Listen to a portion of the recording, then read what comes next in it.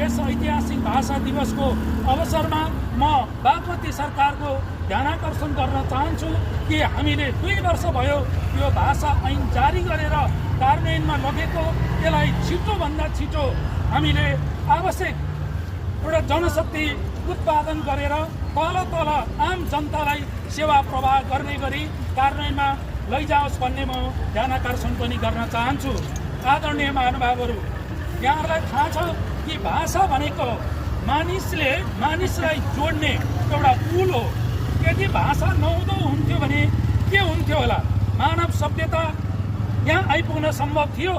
मान्छेले पुस्तै नै ज्ञान एक पुस्ताबाट अर्को पुस्तामा हस्तान्तरण गर्न सम्भव थियो?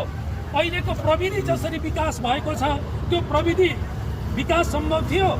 मान्छेले हजारौं वर्ष लगाएर बनाएको संस्कृति एकपछि अर्को पुस्ता हस्तान्तरण हुँदै यहाँसम्म विकास हुन सम्भव थियो? थिएन।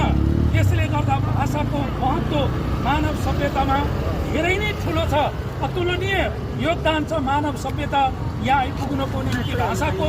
र यसमा खास गरिकन हामीले पञ्चायत पछि पनि भाषामा राजनीति गरेको देख्यौँ।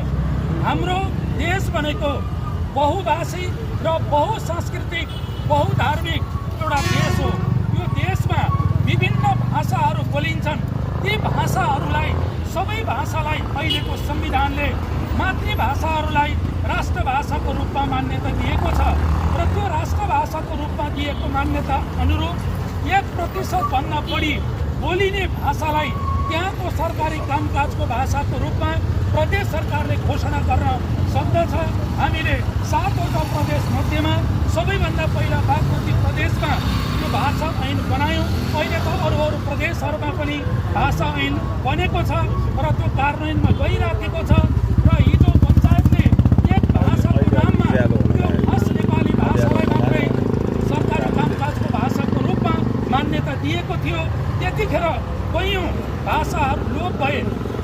हामीले ती भाषाहरू अब फर्काएर ल्याउन सक्दैनौँ र अहिले सङ्घीय लोकतान्त्रिक गणतन्त्रात्मक संविधान बनिसकेपछि सङ्घीयताले प्रदेशहरू निर्माण भइसकेपछि ती प्रदेशहरूले संविधानमा जो अधिकारको व्यवस्था गरेको छ त्यो अधिकारमाथि टेकेर अहिले जुन भाषा ऐनहरू जारी गर्दै भाषा कार्यान्वयनमा लग्ने क्रम अगाडि बढेको छ। अब यसले नेपालमा बोलिने कुनै पनि समुदायको मातृभाषा लोप हुने छैन। ती मातृभाषाहरू 1% भन्दा बढी भएकोलाई ढिलो या छिटो प्रदेश सरकारले सरकारी कामकाजको भाषाको रूपमा ऐन बनाएर कार्यान्वयनमा लैजानेछ। यिनै